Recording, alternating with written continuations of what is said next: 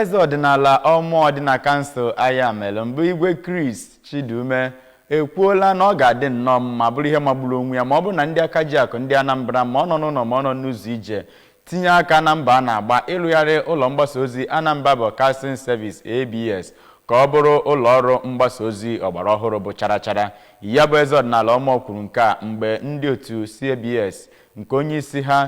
nọ n'isi bịara nnọọ njem nleta n'ụlọ n'obi ezi ya dị n'obodo Omor. Emmanuel Okonkwo jere ebe afọ wee weta aka ịga n'ugbu a.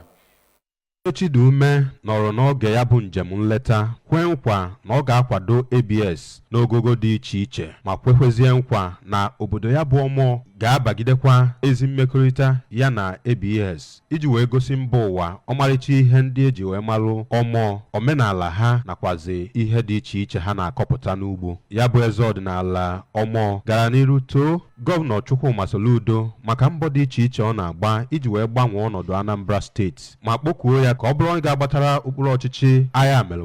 ọsọ enyemaka ọsọ ọkachasị n'ihe gbasara ịrụ ụzọ awara dị iche iche dị n'obodo ndị ahụ, ebe o kwupụtara na ọ bụ na arụchara ha ụzọ awara ndị ahụ na ọ ga-enyere ha aka ịdị na-ebupụta ihe a na-akọ n'ubi, ebe ọ kọrọ na Ayamele ọkachasị obodo Omor ga-azụnwu Anambra steeti na obodo ndị ọzọ nri na ọ bụ na ha nwee ezi ụzọ. N'okwu ya na mbụ, onye ji ọkwa managing director nke ABS bụ Chidume